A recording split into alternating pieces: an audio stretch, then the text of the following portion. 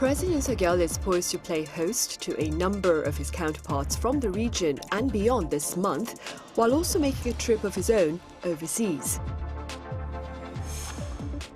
So who are the leaders scheduled to visit Seoul this September?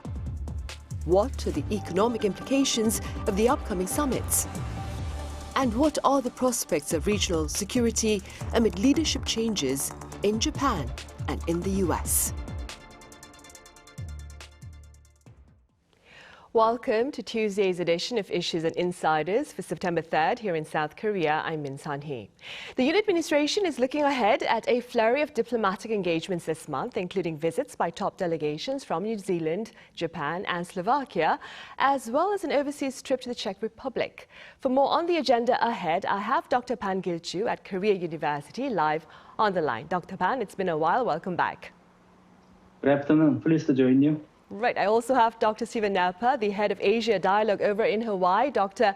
Noerper, as always, it's a pleasure to have you with us. Great to see you again, Sunny. Right. Dr. Ban, New Zealand Prime Minister Christopher Luxon is visiting South Korea for talks on boosting bilateral ties. First of all, do tell us a bit about the trade ties between South Korea and New Zealand. Well, I would say that their trade ties are robust and have recently been stepping up. In 2015, South Korea and New Zealand agreed to a free trade agreement. As part of doing that, recently, in May 2024, the 6th FTA Joint Commission was held, while bringing many agendas to the table in terms of economic cooperation, such as the policy to promote the trade between the two countries. Moreover, New Zealand applies tax-free benefits to 100% of South Korea's items, and South Korea does that about 94% of New Zealand's items. Last year, South Korea's exports rose to 126% compared with 2015. The trade between the two countries rose by about 85%. In addition to trade increases, societal communication is viable as shown by policies like an increase in the number of working holiday visas. Furthermore, these two countries are also cooperative for prosperity and economic security in the sense that both of them belong to multilateral frameworks like RCEP, Regional Comprehensive Economic Partnership, and IPEF, Indo-Pacific Economic Framework. Their diplomatic relationship is also improving in the wake of the upgraded trade ties as well as due to the need for regional cooperation.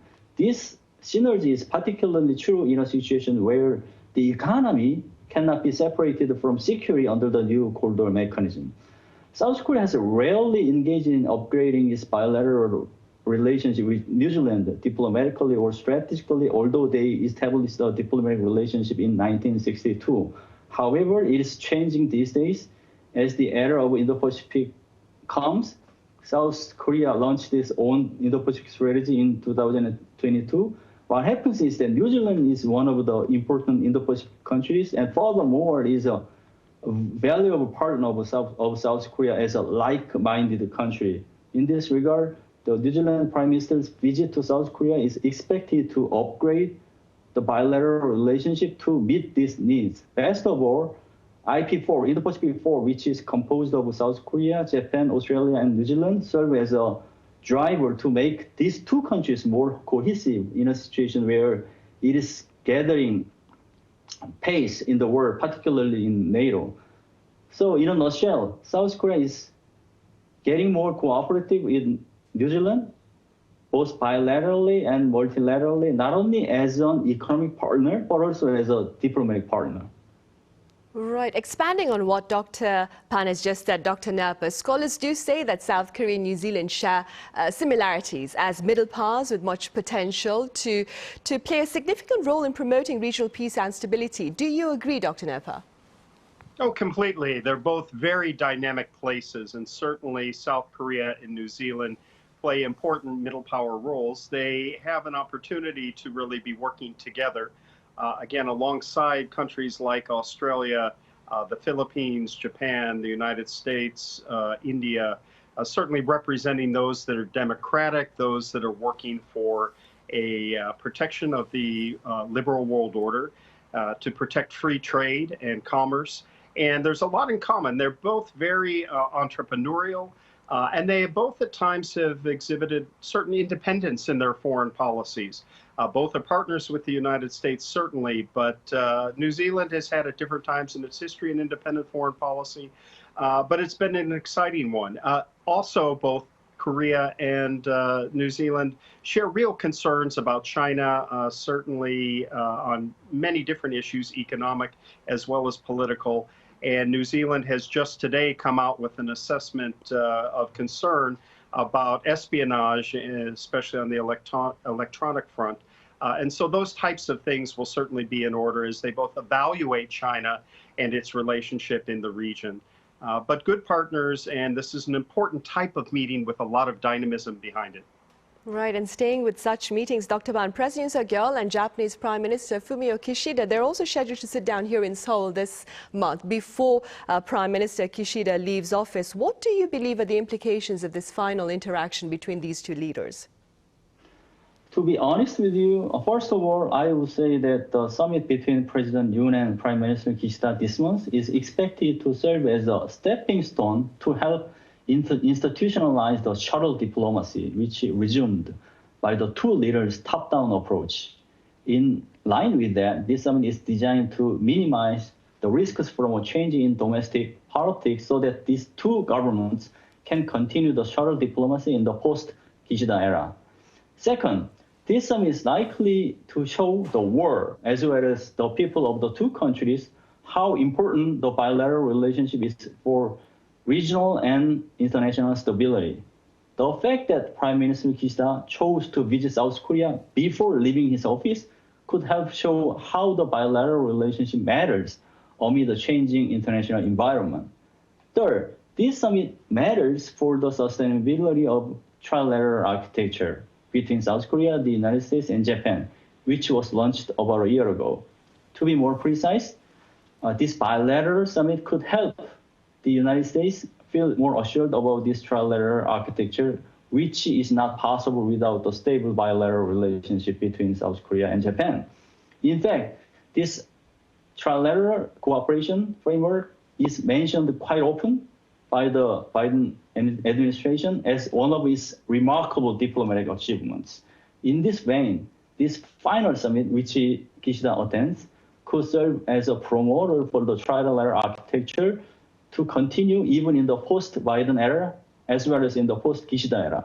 All in all, the summit matters not only bilaterally, but also trilaterally and internationally. Right then, Dr. Noerper, beyond the summits scheduled here in Seoul, President Yoon is also poised to travel to the Czech Republic with a big business delegation for talks on economic cooperation, including nuclear energy. That being said, do you believe the Yoon administration's renewed commitment to nuclear power, Dr. Noerper, is serving the country well? Well, that's South Korea's determination, but I think that if you're asking, is it an area with some profitability, where South Korea has technological advantages and where it has a very good track record, nuclear energy is certainly one of them. And if we consider it also in the framework of sustainable development and looking for alternative energy sources away from fossil fuels, nuclear certainly is an area where South Korea has an edge and can do well. You might want to consider combining that with analysis to talk of other alternative energy sources like solar and wind. But on the visit to Czech, important because this is an area where South Korea has for a long time had strong diplomatic relations. It was the Czech Republic and Poland and Hungary that first recognized South Korea at the end of the Cold War. It's fertile area in terms of intellectual and democratic governance, and certainly the infusion of South Korean interest will help it as it establishes an even greater footprint in Europe. So this is an important type of visit, and it speaks to the advantages South Korea plays on issues like civilian nuclear energy. It's an opportunity for business, and it's an opportunity to put forward a more environmental front as well as one that shows an innate area of strength for the ROK. Right. Dr. Ban, nuclear power will also be on the agenda of Slovak Prime Minister Robert Fico when he visits Seoul at the end of this month. First, do tell us again a bit about ties between South Korea and Slovakia, Dr. Ban. Well, when it comes to diplomacy, South Korea has traditionally put more emphasis on Northeast Asia and its geopolitical neighbors. It was sometimes even isolated on the Korean Peninsula. This inward-looking diplomacy was seen not good for South Korea's national interest and prosperity.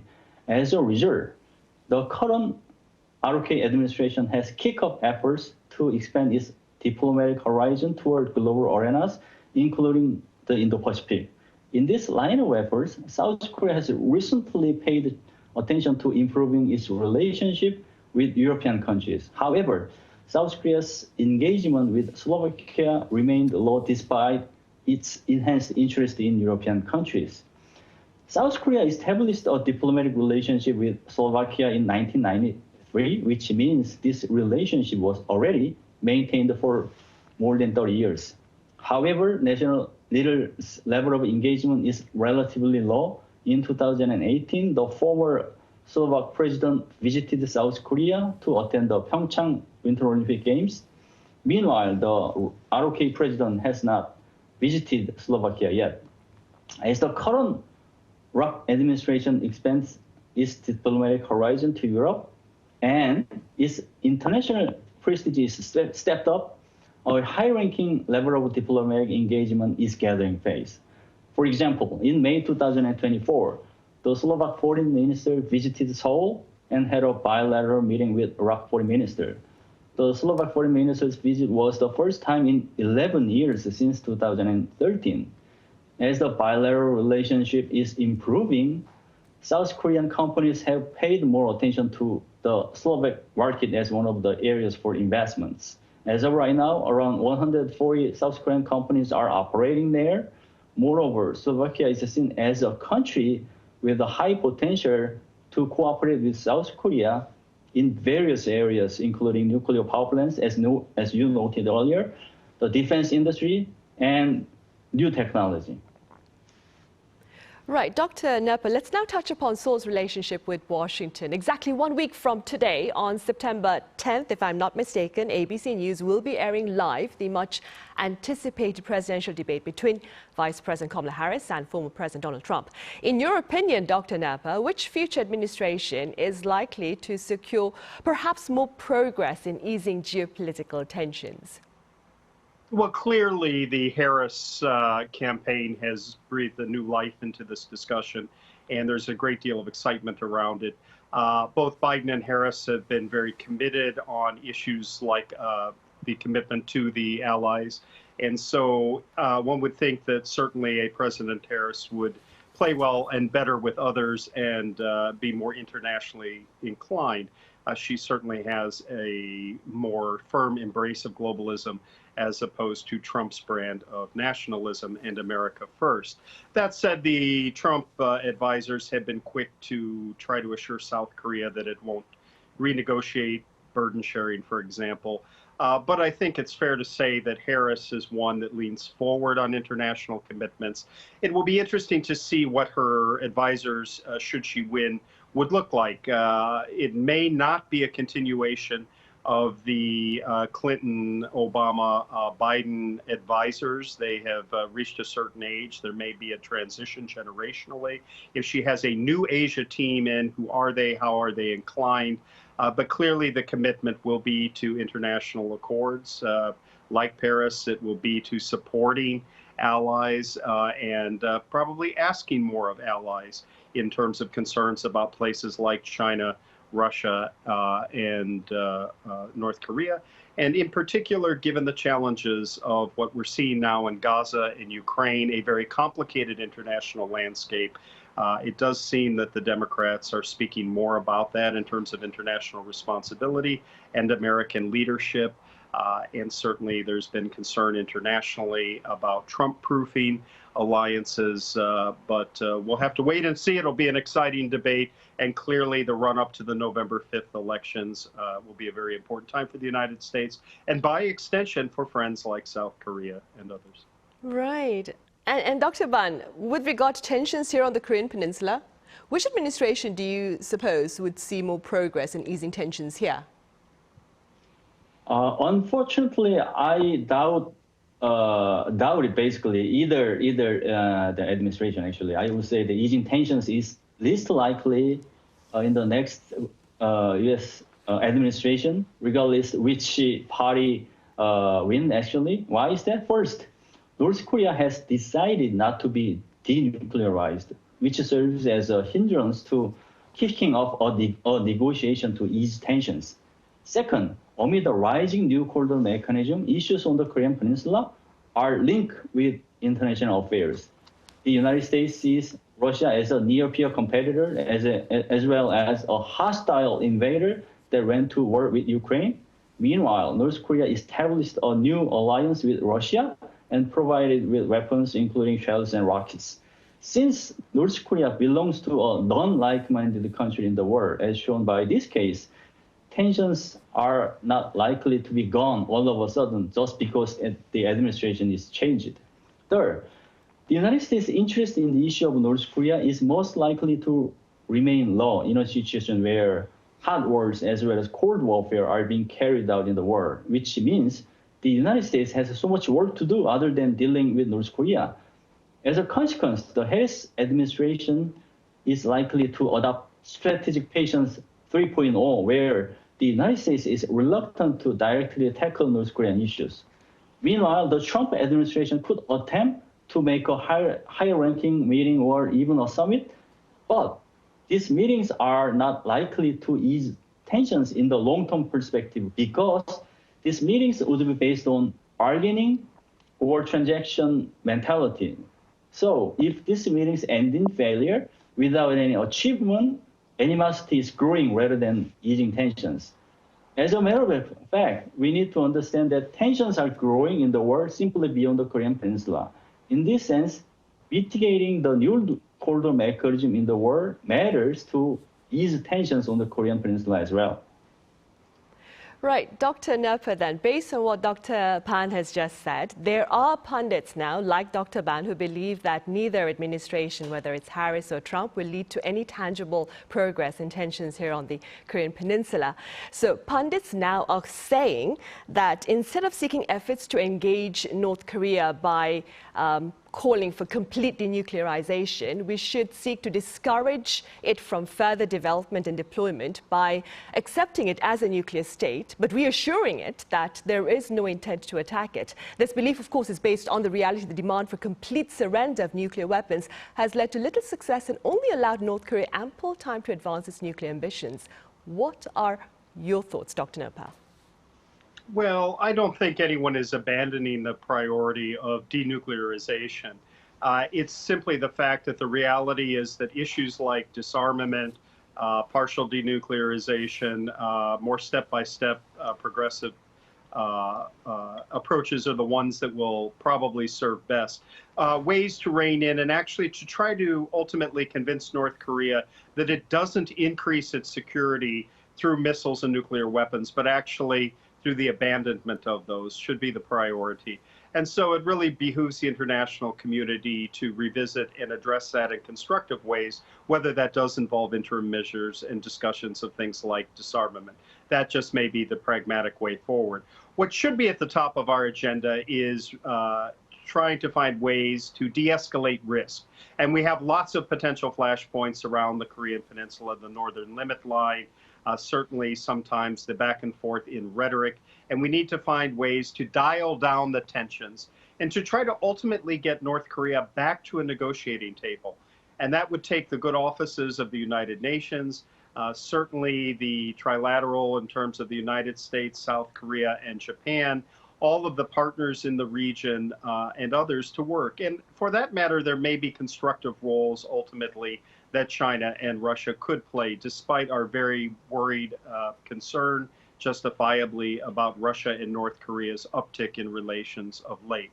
But it's important that we put that imperative for peace and negotiation on the table. It's important that either administration that takes control in Washington tries to think of these issues with a new brand of creativity and to move forward, and also to realize, to allude to something that Dr. Ban said, that there's a geopolitical import now that is more global, that these aren't just issues on and around the Korean Peninsula, but that Korea is very much involved in many aspects of peace and negotiation, even as we look to things like Gaza or Ukraine. And certainly the fact that you have North Korean munitions, that you have North Korean missiles, potentially roles of North Korean manpower somewhere in the region, given its recent improvement of relationships with Russia, really complicate the issue. And it shows that the issues are becoming more global and, again, warrant real concern and a commitment to peace, negotiation, and de-escalation of risk. Right, for sure. And very briefly speaking, Dr. Ban, because I believe we have a minute or so left, speaking as a scholar here in South Korea, what are your thoughts on the wisdom of accepting North Korea as a nuclear state, Dr. Ban? I believe accepting North Korea as a recognized nuclear state is worst-case scenario because it helps Pyongyang achieve its final objective in its 70-year journey of nuclear program. Moreover, a negative ripple effect is expected. First of all, there will be an imbalance of terror on the Korean Peninsula. A balance of terror serves as a restraint for nuclear-armed actor not to use its nuclear weapons militarily. If North Korea were to be accepted as a nuclear power, in a situation where South Korea is not armed with nuclear weapons, a balance of terror would not be working. And then Korea tailored extended deterrence would be weaker.